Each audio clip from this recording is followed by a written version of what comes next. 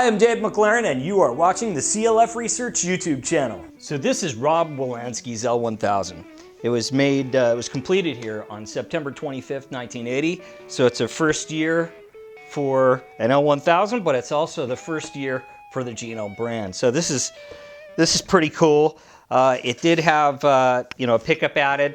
Looks like a long time ago, looking by the rust and so forth. I'm gonna guess this is probably a 90s install, but also the neck's a little bit wonky. So since Rob really wants to use this thing and get with it, when I heard that the neck was a little bit wonky, I thought, you know what, how about we get it down here, see what's up with the thing, and give it some love. What we're gonna try to do is, again, make another neck, so we still can keep this one, but make another really nice one, and undo this. So what we're gonna do is first I'm gonna show you really quickly what it does. I apologize, we're plugged into the guitar amp, but just get an idea. Volume, treble, bass, as expected, all the way up. This is just the L-1000 pickup and single coil mode and OMG mode. Now, this is just a pickup selector that adds in the Bartolini single coil here. So it's just, you have neck, both, or bridge, just this alone. So, both, and just that. Not much there, but it's kind of a cool thing, but with the OMG, we've already kind of got this extra punch with the top end kind of signal. So this bass already feels like it's doing everything it needs to do, and it would be cooler if this just wasn't there. So what we're gonna try to do is just undo that. So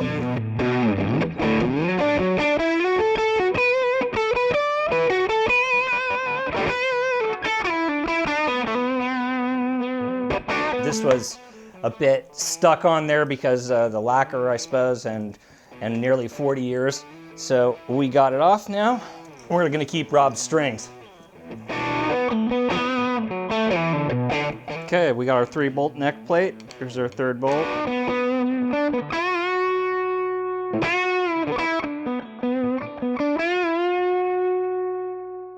Okay, so we got body. Looks like we got a bit of a shim in there. Nice mahogany body. I mean, you can see the mahogany here. Look at that nice wear through here. So much character on this bass. I just love looking through the chips and seeing this old mahogany. Look at all that buckle wear there. It's really, I mean, this thing is so cool.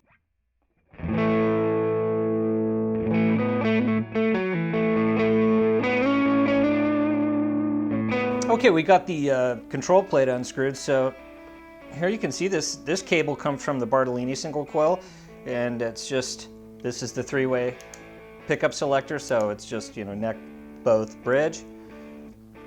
This still does the parallel, single, and OMG mode, so this is unaffected. This switch just adds in the bridge pickup. It's actually a nice clean installation, but spiritually, this L-1000 needs to go back to being an L-1000. So that's what we're gonna do. It's just my trip, but Rob was cool about it, so he's letting me play with this and hanging on to it for a little bit, so we're gonna have some fun.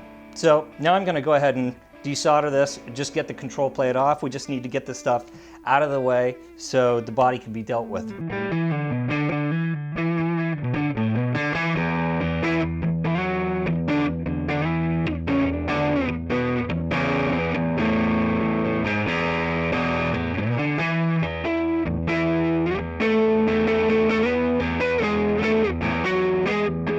Sorry I have to fight with this cord because there's no power outlet on this wall, because this was originally for this building. This wall would have gone out into the shop area, but Leo kind of added this on. So this is still a solid concrete wall there, and there's no power in it. So Leo didn't usually solder on this side, assembly, do things, but not soldering. Soldering he usually do on his bench over there. So I've just run a little outlet strip over here, so I'm a little bit short on space, so if it looks like I'm fumbling with that, that's why.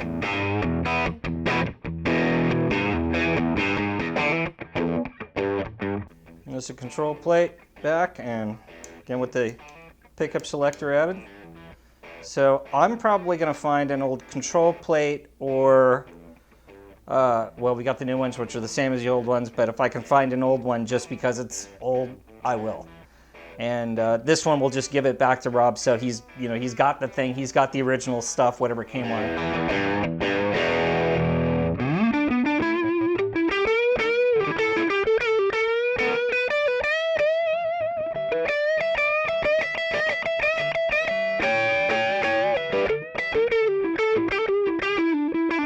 Now we have to take out the ground wire that's going underneath here to where to the base of the bridge. It's a little bit mashed in there, as it's supposed to be, and I'm using a razor blade to just get it started to pick it out. Okay, looks like the last thing on the body is these strap locks of some sort. Looks like that felt is gone, or, oh no, it's in there. There we go. Take care of that when we do the work on the body. But I think the last thing I'm gonna do is just peel out this shim. Okay, it's hard to really see this. Oh, there we go. Well, it looks like it's July. Well, I can't make out the rest. But it would make sense if this body was cut in July. This is really, you know, the early beginning of G&L. And then it gets completed in September. It makes a lot of sense. Let's take a look at the neck. See if I can hold this some way you guys can see it better. It's had a brass, looks like brass nut installed. Beautifully done. September 18th, 1980. September 18th, 1980. So when was this base completed again? I want to check that again. September 25th.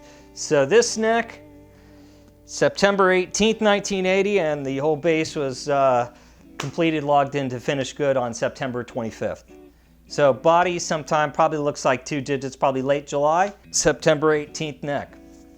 So again, the game plan is we're gonna go ahead and we're gonna take this out, we're gonna get rid of this route, and we're gonna do some lacquer on it and try to vibe it out. What we wanna do is try to capture it to some extent, so it's kind of like this isn't there anymore. Undo that. But man, does this thing look great right now. The early G&L tuners, marked by Schaller. What a great feeling neck too. But, while this may be a great feeling neck, we can make a better one. I guess that's it for today. We got this project started. Rob Wolanski's L-1000. The extra pickup and electronics are gonna go away, and we are gonna make another nice neck for this thing. And as a matter of fact, we have picked out a nice piece of wood. Wanted a piece of wood that had character, that kind of vibed very much like this. You know, it's got a bit of striation, you know, you can kind of see a little bit of stuff in there, and if you look closely, you can't see it in the camera. There's a bit of flame in there, just a hint. Just an all-around nice looking neck. So, Dave Brown in G&L Custom Shop picked out this for me. It's a nice flat sawn piece, has lots of character, but it also has a fair amount of flame. I don't know if the camera can catch that. Are you getting that, camera guy? This feels like a ShamWow commercial. But anyway, it's a really nice piece of wood, and it's gonna keep the vibe just like this neck. So what we're gonna come out with something that plays great, still feels like an old school neck. And this is gone. Okay, everybody, thanks for watching. This is Rob Wolanski's L-1000 that is getting a physical and spiritual rebirth here in the land of CLF research, the place it was born nearly 40 years ago. It'll be 40 years this year. That is so crazy. But this base is super cool, and it's gonna get even better.